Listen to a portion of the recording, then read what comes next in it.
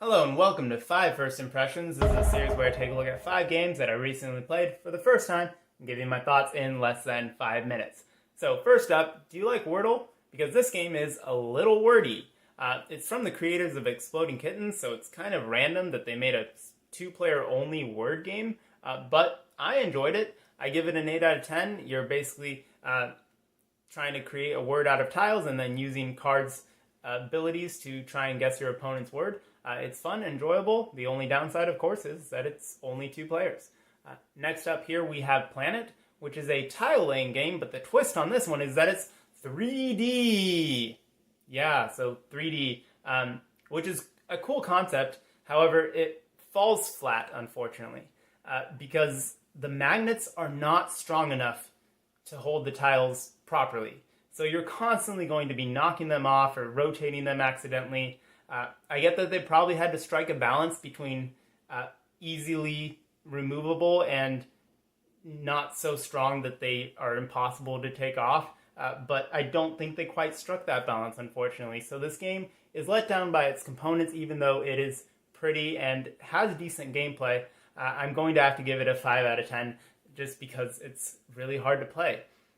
And also, even especially with kids, since it's definitely more oriented towards kids and families, just really hard to play, unfortunately, with its components. Next up here, we have Point Salad, which is a game that I see compared a lot to Sushi Go. However, they're not really similar mechanically. I enjoyed it. I did only play with 2 players, so there is that caveat. But as is, I'm going to give it a 7 out of 10. You're basically just taking vegetables and scoring them.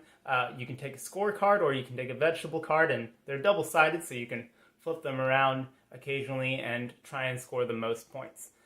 Next up here we have Wavelength. This has been a fairly popular party game in recent years, and I enjoyed it.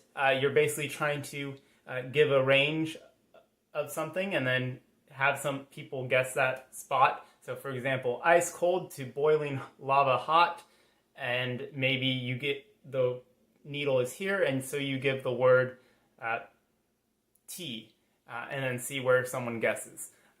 So something like that. I did feel like some of the categories were a bit too similar. Even during our play, the category came up and I thought, didn't we just do that category? But that might have just been the luck of the draw. So I'm going to give it a 7 out of 10 for Wavelength.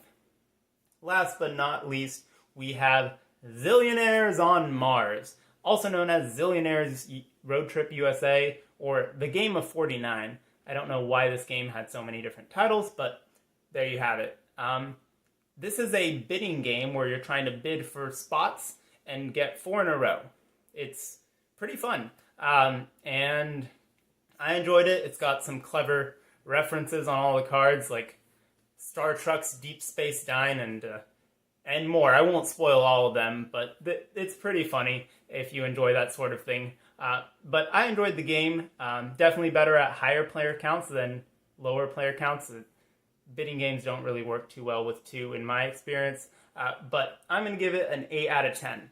So those are my thoughts on these 5 games. Let me know yours in the comments. And tune in next time on Board Games, Bricks, and Hobbies. Take care. Bye.